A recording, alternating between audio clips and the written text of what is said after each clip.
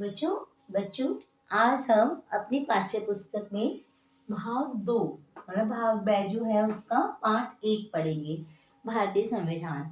इससे पहले वाले वीडियो में जो दिवाली से पहले हमारी छुट्टियां जब हुई थी उससे पहले जो हमने पढ़ा था उसमें भारतीय संविधान की विशेषता पढ़ी थी। ठीक है, वो भी वेरी मोस्ट इम्पॉर्टेंट क्वेश्चन है और ये वाला भी क्वेश्चन एक बहुत मोस्ट इम्पॉर्टेंट क्वेश्चन को हम क्लियर करने जा रहे हैं, टॉपिक को क्लियर करने जा रहे हैं। यह है प्रस्तावना। प्रस्तावना भारतीय संविधान की प्रस्तावना को भारतीय संविधान की आत्मा कहा गया है, क्योंकि हमारा जो संविधान बना है उसकी प्रस्तावना में भारतीय संविधान के द्वारा किए जाने वाले जो भी उद्देश्य हैं, जिन उद्देश्यों को लेकर इसका निर्माण किया गया है, उन सभी की झलक, उन सभी का प्रतिबिंब दिखाई देता है ना। के एम मुंशी ने तो भारतीय संविधान की कुंडली कहा गया है। इसको कुंडली जानते हो ना, कि जिसके चारों तरफ ये घूमता रहता है और भारतीय संविधान उसके इर्द गिर्द चक्कर लगाता है। इस प्रकार हम जो प्रस्तावना पढ़ने जा रहे हैं, देखो बेटा आपकी जो भी पाठ्य पुस्तक है उसके जो फ्रंट पेज है उस पर भी इसकी प्रस्तावना लिखी जाती है।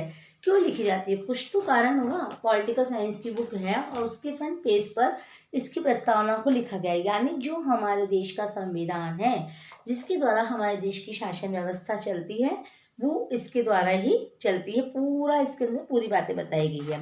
इसकी स्टार्टिंग जो वर्डिंग है वो कहाँ से शुरू होती है? हम भारत के लोग अंगीकृत अधिनियम और आत्मार्पित करते हैं। मतलब हम भारत के लोग संपूर्ण प्रभुत्व संपन्न लोकतंत्रात्मक गणराज्य बनाने के लिए, इस तरीके से पूरा लिखा हुआ होता है। और कब हमने इसको स्वीकार कर लिया था? हमने इसको 26 नवंबर 1949 को स्वीकार कर लिया था। लागू कब हुआ था? 1950 में लागू हुआ था। ये तो आपके पास सामने में बहुत बार क्लियर कर चुकी हूँ ना। तो इस प्रकार ये पूरी आपकी जो प्रस्तावना है वो आपको याद भी करनी पड़ेगी, ये सेम रटना पड़ेगा। इसमें अगर आपने एक पॉइंट भी भूलते हो, कोई कुछ भी शब्द अगर आप भूल जाते हो तो आपका ये गलत हो जाता है। एक 42वां संविधान संशोधन हुआ था, उसके द्वारा समाजवाद और पंथ निरपेक्ष दो शब्दों को और इसमें ऐड किया गया है ना। 1976 में जब 42वां संविधान संशोधन हुआ था उसके द्वारा पंथ निरपेक्ष शब्द और समाजवाद को इसमें ऐड किया गया। तो ये देखो आपकी जो पाठ्य पुस्तक है, मैं आपको अक्सर कहती हूँ जब भी आप लोग पढ़ाई करते हैं तब हमारी पाठ्य पुस्तक हमारे सामने होनी चाहिए। अब देखो आपकी पाठ्य पुस्तक में पेज नंबर 91 पर दी हुई है पूरी प्रस्तावना। ये प्रस्तावना आपको बिल्कुल सेम टू सेम याद करनी पड़ेगी। मैं आपको एक बार पढ़ के बता रही हूँ।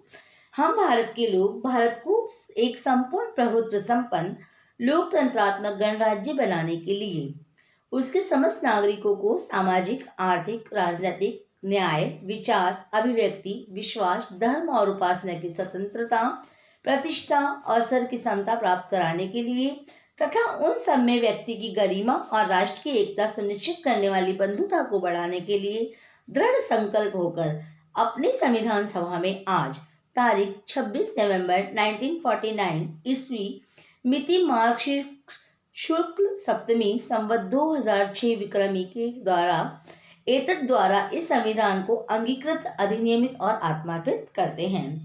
संविधान में 42वें संविधान संशोधन अधिनियम 1976 की धारा के अनुसार संविधान में दो शब्द मैंने आपको बताया अभी कि संविधान में क्या क्या जोड़ा गया? समाजवाद और धर्मनिरपेक्ष को जोड़ा गया। तो बेटा ये आपको सेम टू सेम याद करनी पड़ेगी, इसमें हम कोई कटौती कोई बढ़ोतरी नहीं कर सकते। अब है इसको हम क्लियर कैसे करें, इन शब्दों के अर्थ क्या है, शब्द हमको कहना क्या चाह रहे हैं, तो हम इसको समझते हैं। संविधान की विस्तृत विवेचना हम करते हैं, मतलब हम इस प्रस्तावना को खोल देते हैं। मैं आपको कई बार बताती हूँ कि जब हमें आंसर याद करना होता है, कोई टॉपिक रटना होता है, याद करना होता है, समझना होता है, तो हम उसको खोल दो, उसके टुकड़े कर दो, तो इसके हम टुकड़े कर देते हैं। इसकी विस्तृत विवेचना आप करते हैं। इसके 3 भाग कर दिए गए। कौन कौन से भाग कर दिए गए? एक घोषणात्मक भाग कर दिया, एक उद्देश्य भाग कर दिया और एक विवरणात्मक भाग कर दिया। घोषणात्मक, घोषणा का क्या होता है कि हम घोषणा करते हैं। घोषणा हम क्या कर रहे हैं? हम भारत के लोग जो हमारे संविधान निर्माता थे उन्होंने यही शब्द को क्यों चूज किया? वो कुछ और शब्द भी चूज कर सकते थे, नहीं, लेकिन हमारे यहाँ पे लोकतंत्र है और लोकतंत्र क्या है? जनता का शासन है। जनता के द्वारा चुने हुए प्रतिनिधि है जो हम पर क्या करते हैं? शासन करते हैं, यानी शासन व्यवस्था को संभालते हैं। इसलिए ये किसी 1, 2, 3, 4 या 100 व्यक्तियों की घोषणा नहीं है, बल्कि संपूर्ण भारतवासियों की एकजुट एक आवाज में घोषणा है। क्या घोषणा है? संविधान को अपनाने की घोषणा है ना, संविधान को स्वीकार करने की, संविधान को अपने अंदर समा लेने की घोषणा है। तो हम भारत के लोग से क्या अर्थ हो गया यहाँ पर, हम भारत के सभी लोग, जो हम भारतीय हैं वो हम सभी लोग क्या करते हैं, घोषणा करते हैं, एक स्वर में शंखनाद करते हैं, ठीक है। अब इसके बाद आता है उद्देश्य भाग। उद्देश्य भाग में बेटा इसके देखो शब्द बट गए हैं, संपूर्ण प्रभुत्व संपन्न, समाजवाद, पंथ निरपेक्ष, लोकतंत्रात्मक और गणराज्य। इन सबका अलग अलग अर्थ है। जैसे संपूर्ण प्रभुत्व संपन्न, संपूर्ण प्रभुत्व संपन्न का अर्थ है कि हमारा जो भारत देश है किसी बाहरी शक्ति के या किसी आंतरिक शक्ति के दबाव में नहीं है, हम पूर्णतः स्वतंत्र हैं।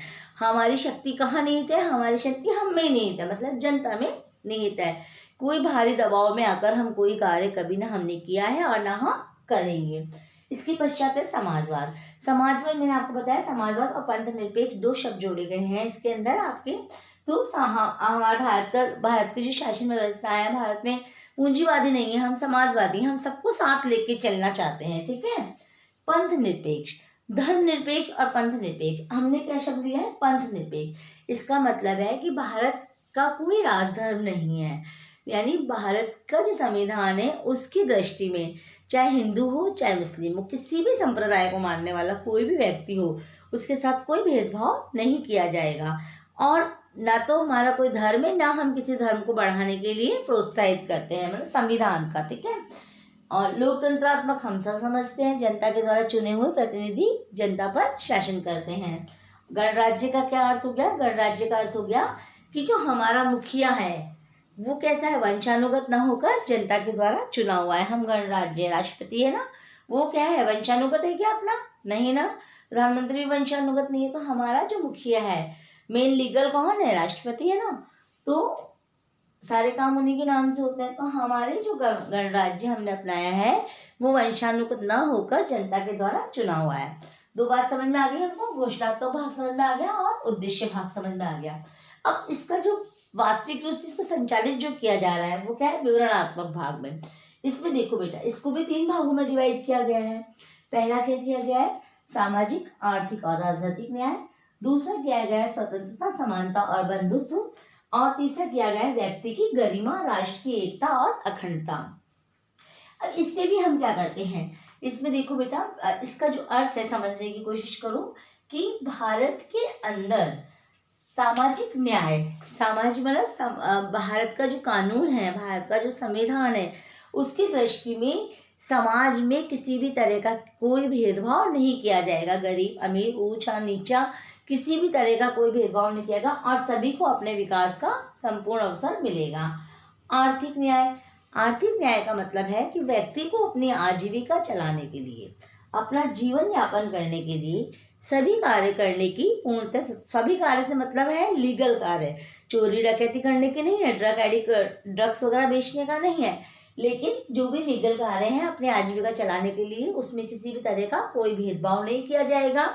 यहाँ पर स्त्री और पुरुष की समानता पर भी विशेष बल दिया गया है कि एक ही तरह का कार्य, एक ही तरह के घंटे देने के पश्चात स्त्री और पुरुष की तनख्वाह में कोई भी अंतर नहीं किया जाएगा। तो सामाजिक और आर्थिक। अब आ गया राजनीतिक न्याय। राजनीतिक न्याय में क्या है बेटा, हमारे भारतीय संविधान में हमने आपको पहले भी बताया है, वयस्क मताधिकार अपनाया है। तो वयस्क मताधिकार अपनाने के कारण जो भारतीय व्यक्ति वयस्क हो चुका है, यानी जो 18 वर्ष की आयु पूरी कर चुका है, उसको क्या है, मत देने का अधिकार, अपना वो वोट दे सकता है ना, मत देने का अधिकार है, यानी वो अपना जो प्रतिनिधि है उसको चुन सकता है, चाहे वो व्यक्ति किसी भी जाति, धर्म, भाषा अथवा लिंग का हो। और इसके पश्चात आ गया स्वतंत्रता, समानता और बंधुत्व। भारतीय संविधान में स्वतंत्रता, समानता और बंधुत्व, आपको पता है मौलिक फंडामेंटल राइट्स आपको प्राप्त हुए हैं ना, तो उसी में स्वतंत्रता क्या चीज होती है कि कितना ही आप अच्छा सिद्धांत बना लो, लेकिन जब तक आप उनको अप्लाई नहीं करोगे, है ना, पूरी आपको आज़ादी नहीं होगी उस चीज़ को करने की, तब तक वो क्या होगा, असंभव हो जाएगा, कोई मतलब का नहीं रह जाता। इसी प्रकार स्वतंत्रता, समानता और बंधुत्व, यानी भारत में प्रत्येक व्यक्ति की स्वतंत्रता का हनन नहीं किया जाएगा, हम पूर्णतः स्वतंत्र हैं अपने डिसीजंस लेने के लिए, है ना।